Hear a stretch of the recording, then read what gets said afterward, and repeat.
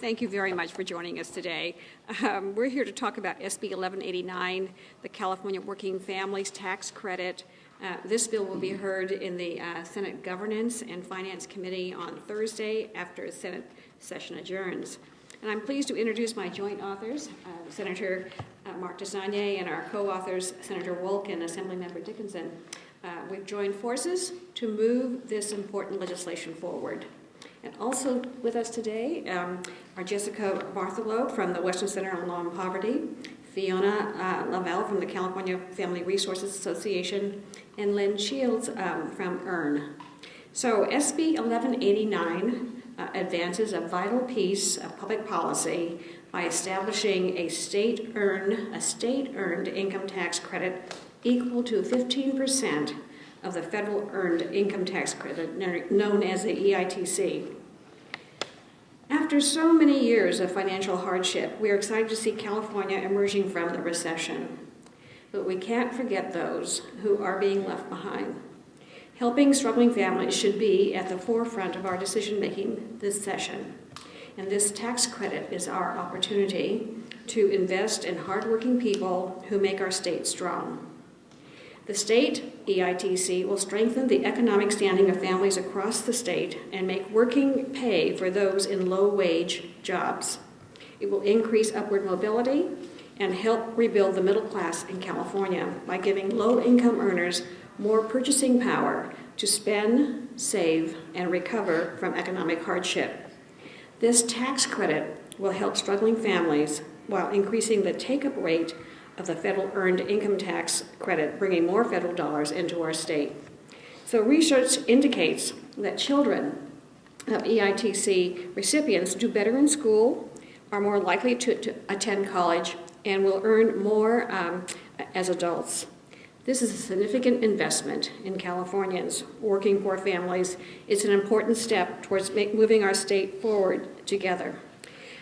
We have folks who would like to give some remarks, and Senator DeSaulnier, your first step. Oh, what a privilege. Well, it's really a thrill to be here today, and it's a thrill to be in a legislature that is actively engaged in, I think, probably the most important issue of our time in this country and the state, and that's poverty and income inequality. I'm proud to be here as co-chair of the legislators ending poverty and inequality in California. With the new federal guidelines for defining poverty, which is more accurate, but in my view not accurate enough, California went from 16.3% of the state being in poverty to 23.4% of the state.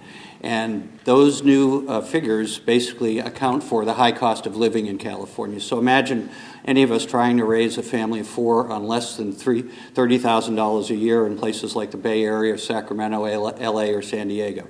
So we know, economists tell us, that the earned income tax credit at a state level and the 25 other states and the District of Columbia who have such a credit, that it helps greatly, that we don't have to create a new bureaucracy or a new program. We can use existing infrastructure.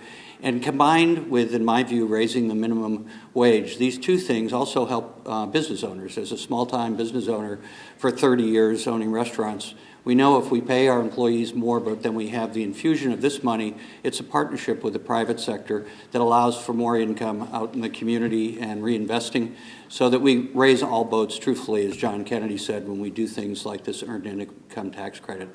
So I'm thrilled to be here with these advocates and my fellow authors, and I'm really thrilled that Senator Lieu has provided this leadership around this bill. And with that, I will turn it over to the much esteemed seatmate of mine, Senator Lois Wolk from Davis. Thanks, Mark. It really is a pleasure to be here. I'm Lois Wolk, and chair of the Governance and Finance Committee, and I'm looking forward to considering this bill on Wednesday. And I want to thank Senator Thursday. That's right, we're doing ethics on Wednesday. It is an excellent bill, and I want to thank her for bringing it forward. The federal EITC is really acknowledged to be a very successful program. It has been studied. There is a tremendous amount of research about it. Its impact on families, on children, on the economy.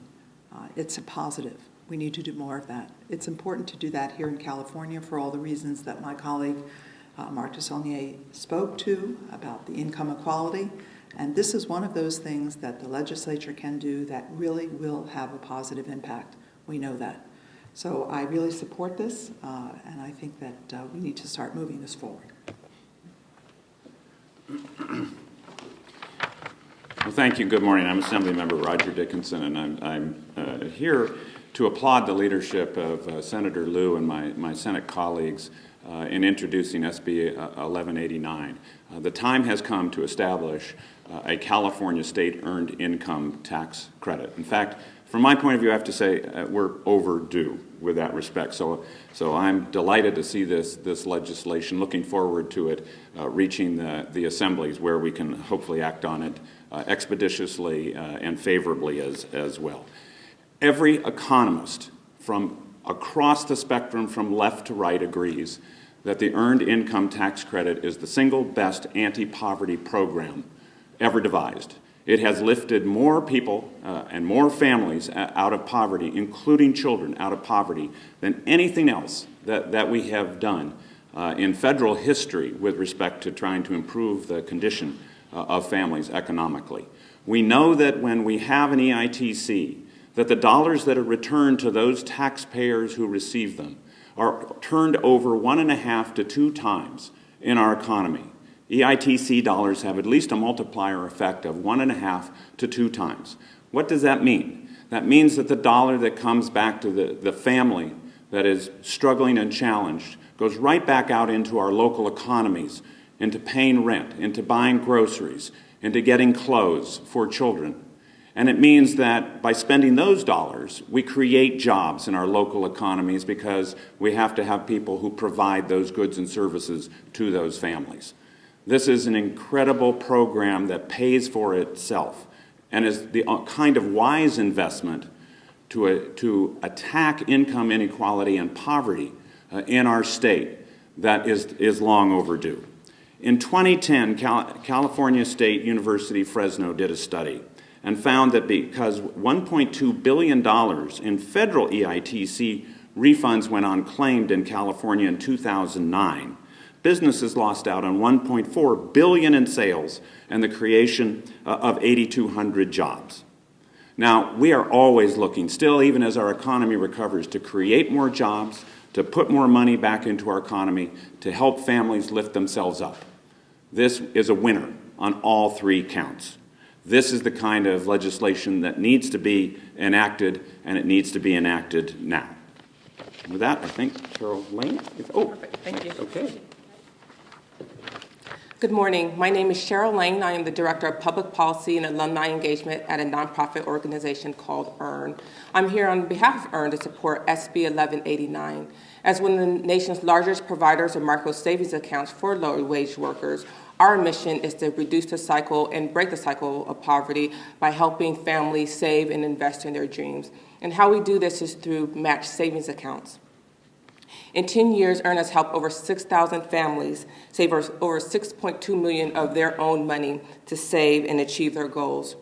EARN savers have an average income of $16,000 or less, but beat the odds by saving an average of $112 a month. They paid for thousands of college educations, small businesses, and homes.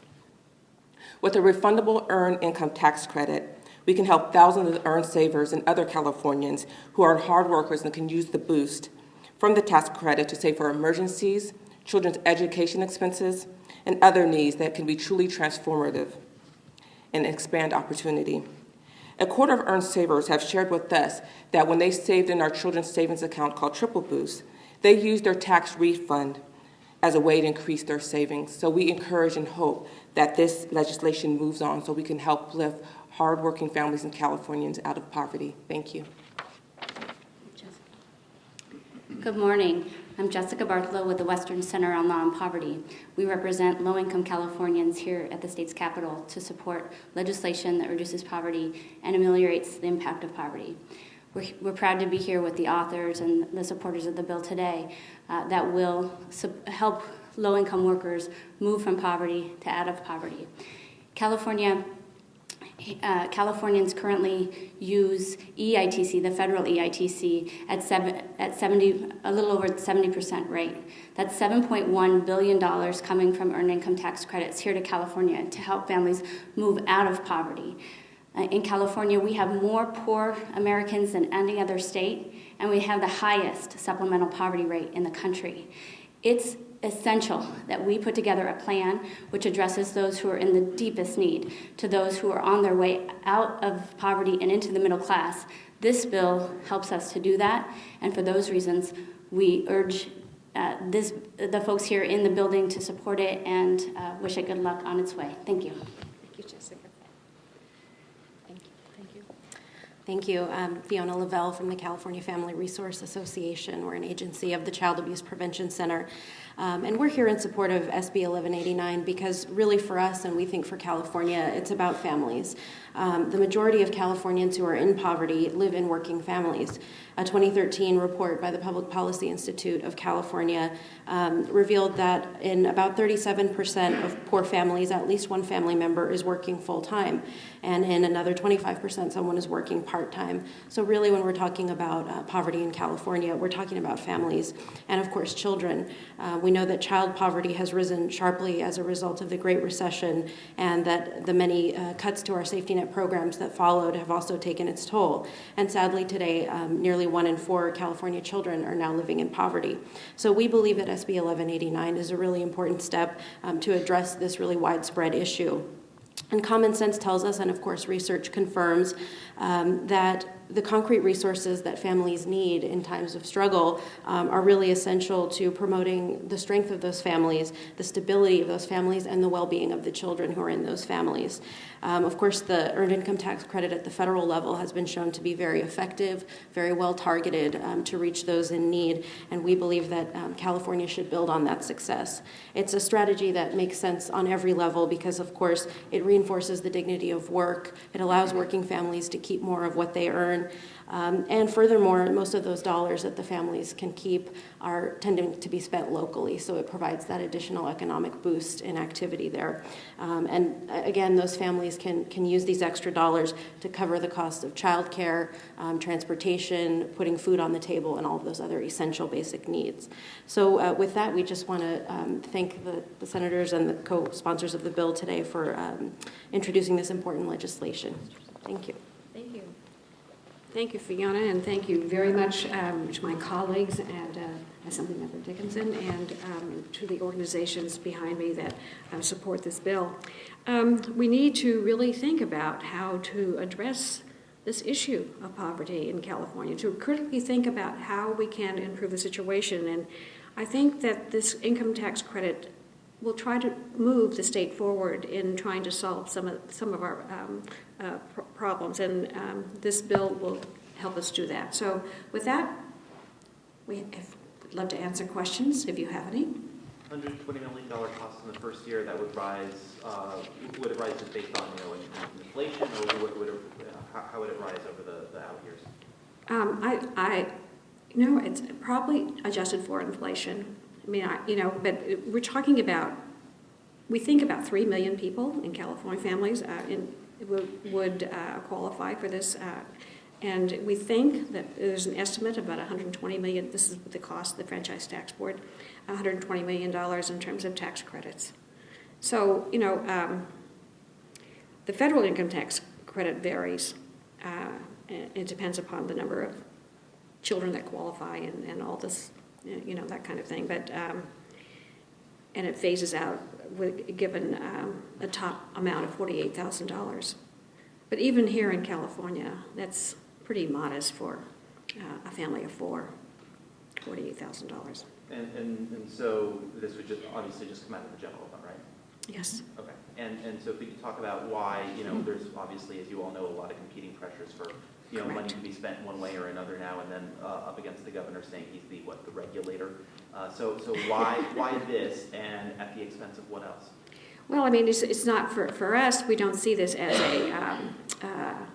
an automatic give in terms of a direct dollar amount out of the budget.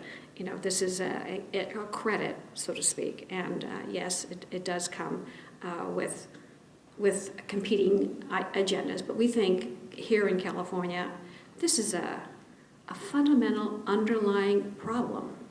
This discrepancy of wealth, the creation of a very poor class of people here, and it ought to be a priority for what we do here in the legislature, and a commitment from us to try to address the needs of these folks.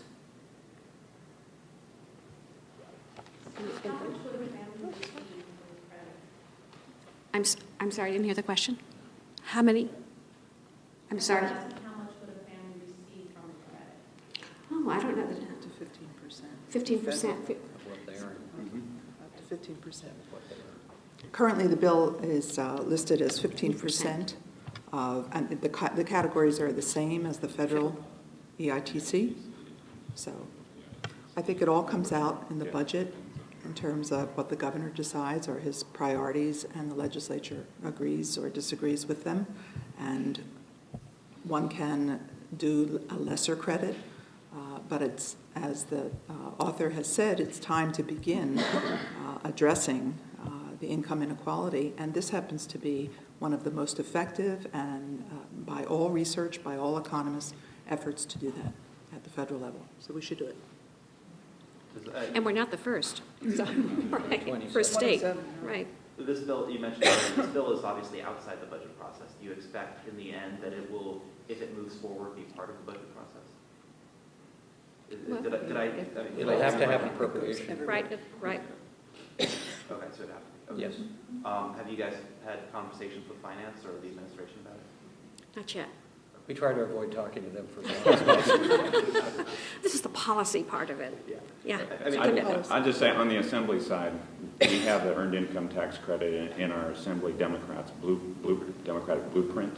So whether it happens legislatively or through the budget process, that'll get figured out. But it's part of our initiative on the Assembly side as well as here on the Senate side, and that's the important part.